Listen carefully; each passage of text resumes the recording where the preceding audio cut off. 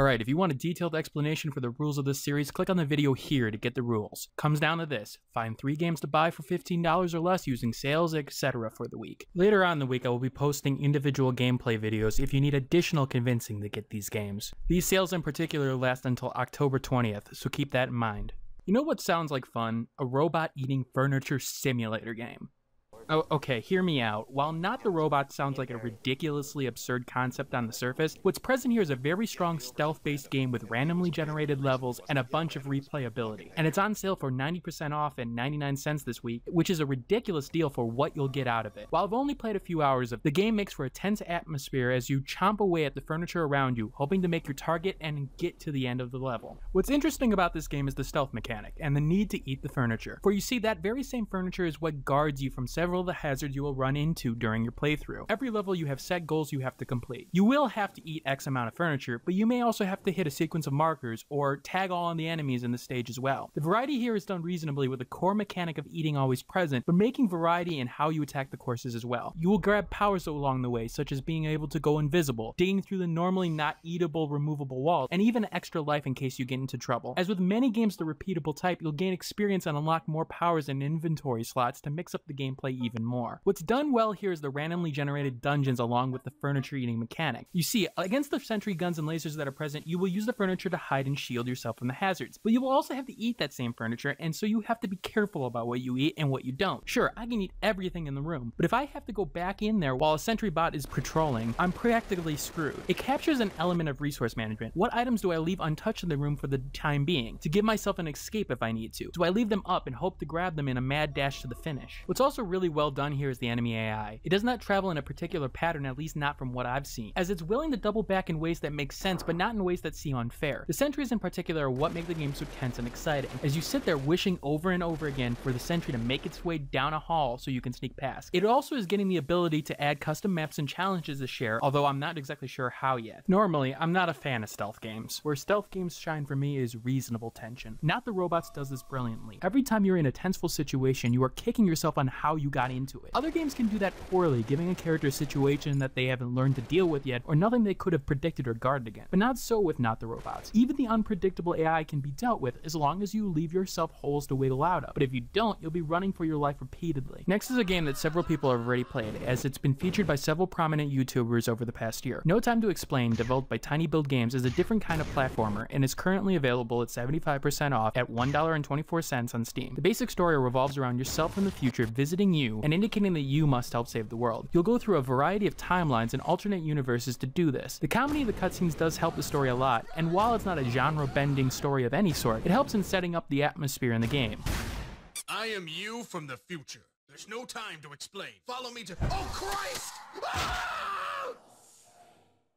You'll go through a variety of levels, each possibly having a different mechanic or two to get you to the end of the level. The mechanics and power-ups here come in a variety of flavors. The main one involves you using your laser to throw yourself through the air, gaining momentum through jumps that will give you a burst of speed in that direction if you hit an appropriate surface. Or some levels will use your powers to fling yourself based on your mouse cursor. The developer does a very good job in pacing things out. Powers don't stay around for too long in terms of their basic mechanics, and it moves to the next power in a smooth fashion. Challenge-wise, it's right in the middle of being not too difficult and not too easy. You will die, but you spawn right away to try again. Hats are scattered throughout the level that challenge you to get them, as they are usually in out-of-the-way sorts of spots. One thing that I think is underlooked in this game is the boss fights. There will be fights such as fighting a sharktopus or an evil version of yourself. These are your tests on how well you've gotten to know the mechanics of a game and being able to figure out how best to use them in the fight. They break up the platforming rather well. Now, before you buy it, I will say this. Some people have had issues with lag on the game on their systems. I was not one of them. Some people got the game to work by disabling certain graphical options on their video cards,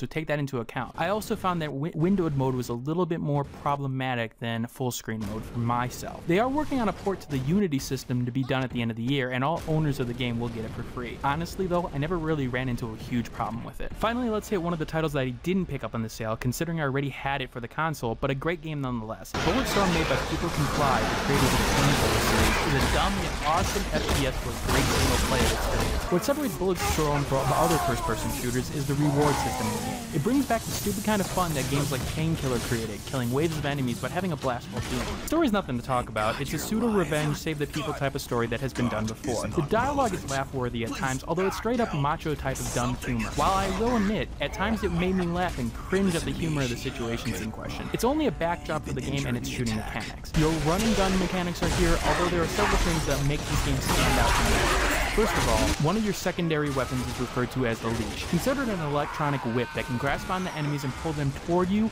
or open up doors and interfaces with upgrade stations. Enemies that you pull at you go into slow motion, setting you up to shoot them in various locations to escape them right back to where they were. It does well in playing to the variety of gameplay with the second unique feature. This game expects you to kill, but it expects you to do it with style. Skill shots reward you with points used to unlock upgrades such as more powerful weaponry or better options with your guns. These skill shots range all over the place. It may be kicking an enemy into a hazard, killing an enemy in a certain body part, or doing a range of tasks right in a row. One of the funnest things to do in this game is just to see what moves you can pull off, and it's fun as hell for it. I really wish there was a way of seeing the skill shot list in something other than the menu, just so I can go down the list and look at the next without having to open it up. Just for reference, here are some skill shots that I'm familiar with.